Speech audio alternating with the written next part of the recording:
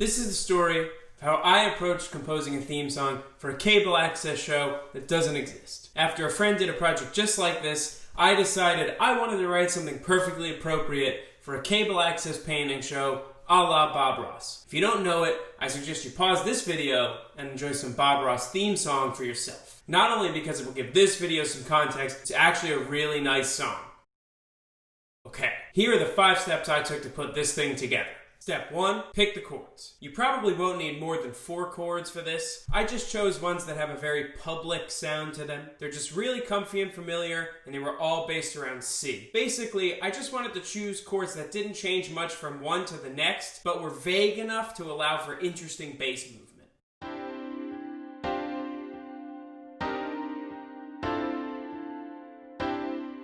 Step 2, add a bass line to make the colors pop. Since the chords were boring on their own, I tried to write a bass line that would elevate the chord sounds by changing their context.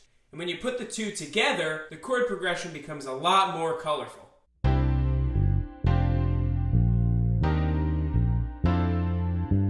Step 3, add a catchy hook and double it with octaves to make it smooth.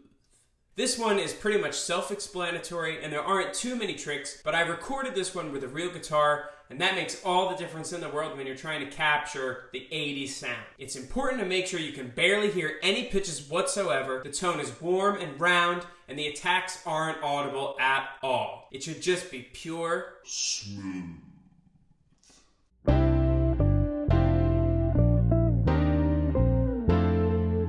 Step 4, add a part with really dense harmony that resolves to the flat 2. This is really specific, but it should grab the viewer's attention before they're thrown into a commercial, even though the show's only been on for 11 seconds and you've only seen the theme song.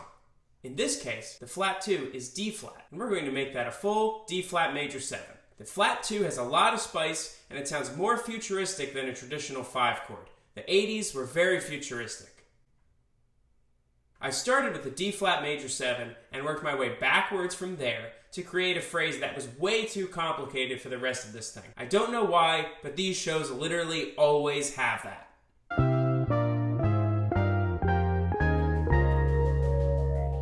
Step 5, add drums that are so relaxing that they force the listener to relax. In this case, I wanted to get this done quickly, so I just used some stock-generated GarageBand drums. It's all of the percussion instruments that people always love to touch and play loudly, such as the cajon, shaker, bongos, etc. I added a few cymbal crashes here and there to punctuate the phrases, but otherwise it's just aggressively calm percussion.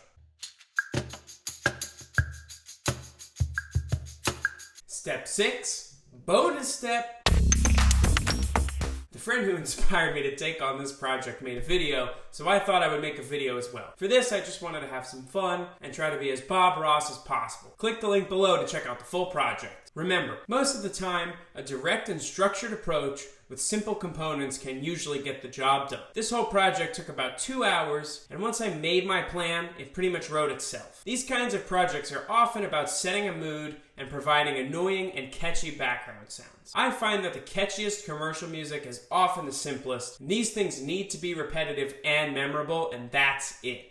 We're not trying to do our best work here. I hope these quick tips have been helpful, and hopefully they make their way into your next project. Please like, share, comment, subscribe, and most of all, drop a link to your music in the comments below. If you decide to take on the #PublicAccessChallenge, post a link below. Thanks.